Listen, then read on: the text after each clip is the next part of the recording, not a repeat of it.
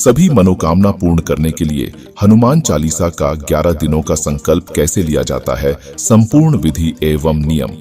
दोस्तों, आज हम हनुमान जी के 11 दिनों के संकल्प विधि और उससे जुड़े हुए नियमों के बारे में जानेंगे। दोस्तों, पूजा पाठ में हनुमान चालीसा का बहुत ही महत्व है। हनुमान चालीसा के सरल शब्दों से राम भक्त हनुमान जी को बहुत ही जल्द प्रसन्न कर सकते हैं। हनुमान चालीसा के द्वारा मुश्किल काम को आसान किया जा सकता है और ऐसा करने से हनुमान जी की कृपा अवश्य प्राप्त होती है। हनुमान चालीसा की 40 पंक्तियां हमारे किसी भी काम को सिद्ध कर सकती है। हनुमान जी को कभी भी हार का सामना नहीं करना पड़ा, इसीलिए कोई भी व्यक्ति, चाहे वह पुरुष हो या महिला, हनुमान चालीसा का पाठ श्रद्धा पूर्वक करके हनुमान जी की कृपा आसानी से प्राप्त कर सकता है। यही कारण है कि हनुमान जी की पूजा पाठ में बहुत ही महत्वपूर्ण स्थान है।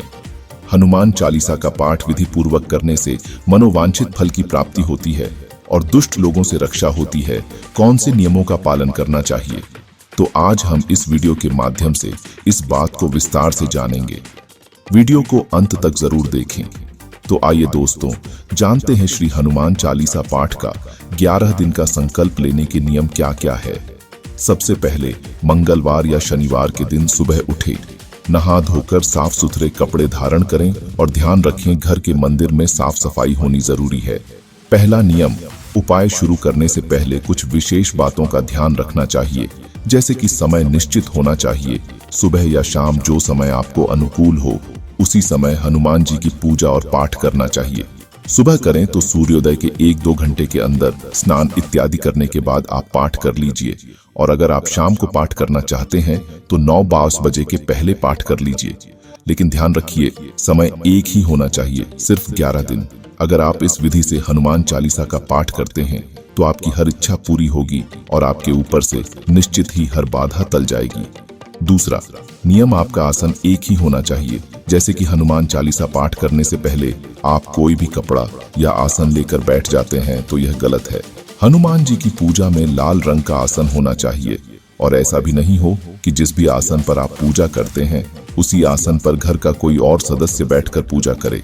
एक ही आसन होना चाहिए जिस पर बैठकर आप हनुमान चालीसा का पाठ करेंगे।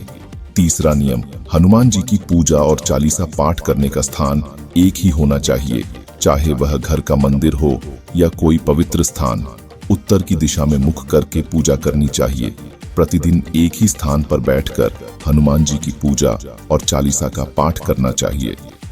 चौथा नियम, लाल रंग के वस्त्र धारण करके अगर आप हनुमान जी की पूजा और चालीसा का पाठ करते हैं तो अत्यंत श्रेष्ठ होगा।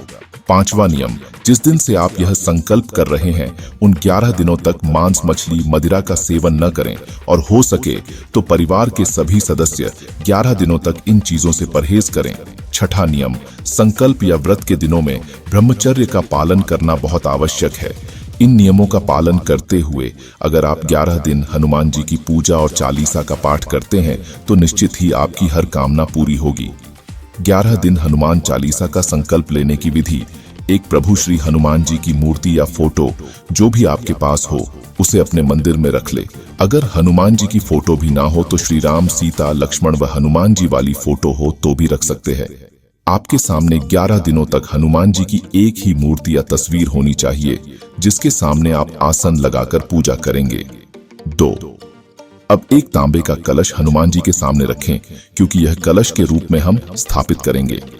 आप इस कलश में गंगा जल भी भर सकते हैं या तो शुद्ध जल भी भर सकते हैं। 1 का या 5 का सिक्का धन के स्वरूप में कलश में डाल दीजिए और उसमें साबुत 2 लौंग डाल दीजिए। कलश के ऊपर एक प्लेट या पात्र रख दीजिए जिससे कि वह जल भर जाए, क्योंकि इस कलश को हमें 11 दिन तक रखना है। पूजा के बाद ही हम इस कलश को उठाएंगे। फिर हनुमान जी को हनुमान सिंदूर में चमेली का तेल मिलाकर तिलक करें और दाहिने हाथ में चावल और फूल लेकर श्री हनुमान जी के ध्यान करें। उसके बाद हनुमान जी को प्रणाम करके हनुमान चालीसा पाठ का संकल्प लें। 4, अब संकल्प के लिए अपने दाहिने हाथ में जलपात्र से जल, फूल व चावल ले और अपनी आंखें बंद करके प्रभु का स्मरण करके मन में संकल्प करें। प्रभु के सामने आपको तय करना होता है कि आप कितनी बार हनुमान चालीसा का संकल्प के दौरान जाप करेंगे। यानी आप रोज 7 बार, 11, 21, 51, 101 या 108 बार के हिसाब से निर्धारित कर सकते हैं और हर रोज 11 दिन तक प्रभु के सामने धूप दीप करके भोग लगाकर आसन पर बैठकर श्रद्धापूर्वक पाठ कर सकते हैं। 4. अब हनुमान जी के सामने गुड़ या भीगे चने का भोग लगा दीजिए। भुने हुए चने कभी ना रखें, क्योंकि भुने हुए चने में नमक होता है और हनुमान जी की पूजा में नमक का प्रयोग नहीं होता है। आप चाहें तो लड्डू या फल का भोग भी लगा सकते हैं। अब हनुमान जी के सामने आपकी जो मनोकामना है उसे पूर्ण करने के लिए प्रार्थना करें। अब श्री हनुमान चालीसा का पाठ करें। पाठ करते समय ख्याल रखें कि उच्चारण स्पष्ट होना चाहिए। पूरी श्रद्धा भाव से हनुमान जी की पूजा और चालीसा का पाठ करें। पूजा करते समय जल्दबाजी नहीं करनी चाहिए। हनुमान जी की चालीसा पाठ करने के बाद हनुमान जी की आरती कीजिए। हनुमान जी की आरती कपूर से कीजिए। पूजा पूर्ण करने के बाद परिवारजनों में प्रसाद वितरण कीजिए और खुद भी प्रसाद ग्रहण कीजिए। ध्यान रखें, 11 दिनों तक जल का कलश स्पर्श न करें। 11 दिन पूजा होने के बाद क्या करना है? 11वें दिन जब आपकी पूजा पूर्ण हो जाती है, सुबह या शाम जिस समय का आपने संकल्प लिया है उसी समय आपके पूजा पूर्ण होने के बाद आप उस कलश के जल को उठाएंगे और यह बहुत ही पवित्र जल हो जाता है। कलश के जल को किसी बर्तन में सुरक्षित रख ले और जो 2 लौंग है अपने पास संभाल कर रख ले। किसी जरूरी काम से निकले तो हमेशा अपने साथ ले जाए, आपका कार्य जरूर पूरा होगा। ये वादा है मेरा आपसे। एक बार हनुमान जी की चालीसा का पाठ इस नियम से करके देखिए, आपको लाभ अवश्य होगा। हनुमान जी की कृपा अवश्य मिलेगी।